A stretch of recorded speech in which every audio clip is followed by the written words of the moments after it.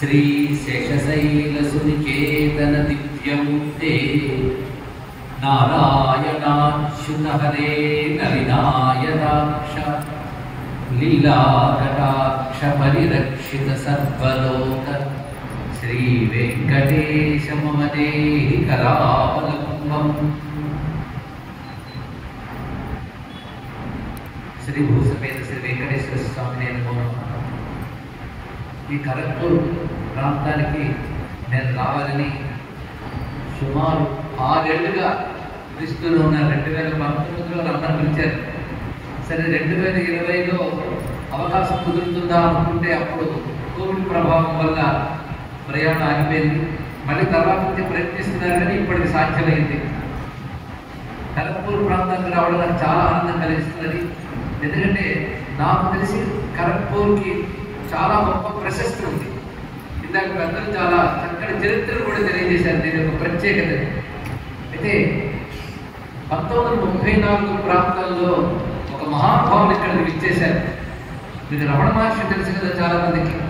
అసలు రమణ మహర్షి అనే వ్యక్తిని ప్రపంచానికి పరిచయం చేసిన వారు ఉన్నారు. ఆయన పేరు కావ్యకంఠ వాసిష్ఠ గణపతి ముని. రమణుడు అరుణాచలంలో తపస్సులో ఉన్న సమయంలో ఈ మహానుభావులు అక్కడికి వెళ్ళి ఆయన ఒక ప్రశ్న వేస్తే, అది ఆధ్యాత్మిక ప్రశ్న వేస్తే రమణుల వారు సమాధానం చెప్పారు. అప్పటి వరకు మౌనంగా ఉన్న రమణుల వారు మొట్టమొదట గొంతు తిప్పింది గణపతి ముని గారి కోసమే. అప్పుడు గణపతి ముని గారు ఆయనకి నామకరణం చేశారు రమణ మహర్షి. ఎందుకంటే పూర్వాశ్రమంలో రామన్ అనే పేరుతో ఉన్న వారిని తెలుసుకుని రమణ అన్నారు. ఆయన పోల్చుకుని చెప్పిన గొప్ప విషయం అంటే రమణుల వారి సుబ్రహ్మణ్య అంశాన్ని, అలాగే రమణుల వారు చెప్పిన విషయం ఏంటంటే గణపతి ముని గారు గణపతి అంశాలు తెలియజేశారు. అలాంటి కావ్యకంఠ వాసిష్ఠ గణపతి ముని గారు 1934లో ఇక్కడికి విచ్చేసి ఇక్కడే చాలా మందిని తరింపజేశారు. కలకత్తా ప్రాంతంలో కూడా కొంతకాలం ఉన్నారు. మళ్ళీ ఖరగ్పూర్కి విచ్చేశారు. అప్పుడు ఇక్కడ వారు ఆయన ఆదరించి ఆయన ద్వారా శిష్యరికం పొంది ఎంతో మంది స్ఫూర్తి పొందారు. తర్వాత 1936లో ఆయన ఈ నగరంలోనే సిద్ధి పొందారు. అలాంటి మహాపురుషుడు సిద్ధి పొందిన చోటు ఇది. ఆయన గొప్ప సిద్ధ పురుషుడు, పైగా భగవత్ సాక్షాత్కారం పొందిన మంత్రసిద్ధుడు గణపతి గారు.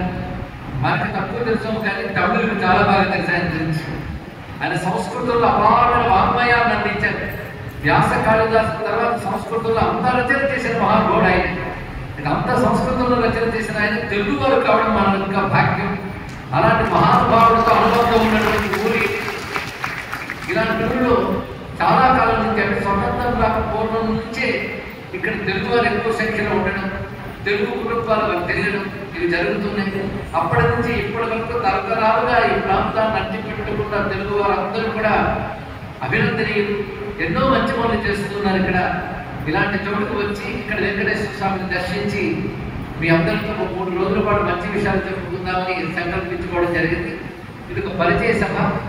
రాగానే భరతనాట్య పద్ధతిలో గణేశ వందనం గురువందనం చేయించినటువంటి భరతనాట్య అధ్యాపకురాలు గారు భారతి గారిని వారి పేరు తెలుసుకున్నాను. వారి ప్రత్యేకమైన అభినందనలు, పిల్లలందరికీ ఆశీర్వచనాలు. అలాగే ఎంత పద్ధతిగా అందరినీ సమకూర్చి పరిచయం చేసినటువంటి ఈ కమిటీ వారందరికీ ప్రత్యేకమైన అభినందనలు. రేపటి నుంచి ఎలాగో మనం మాట్లాడుకుంటున్నాం, పారాయణం అనే కార్యక్రమాలు చెప్పారు కనుక మన సంస్కృతిలో గొప్ప అంశాలు తెలుసుకోవడానికి రేపు మనం సమావేశమవుతున్నాం. పైగా నేను ఇక్కడ చాలా మంది కొత్త కాదు కదా, రకరకాల ఛానల్స్ ద్వారా చూస్తూ ఉన్న వాళ్ళు చాలా మంది ఇక్కడ ఉన్నారు. వారందరూ కూడా నా మాట వినాలనే ఆసక్తిని ఇక్కడ ఉన్నారు కనుక రేపటి నుంచి మనం భగవద్ విషయంలో చర్చ చేసుకుందాం. అందరికీ అమ్మవారి యొక్క అనుగ్రహం లభించాలని, మన బుద్ధుల్ని ధర్మం వైపు అమ్మవారి ప్రేరణ చేయాలని, అందరి కుటుంబాలు ధార్మిక సంస్కారంతో ఆయురారోగ్య ఐశ్వర్యాలతో వర్ధిల్లాలని కోరుకుంటూ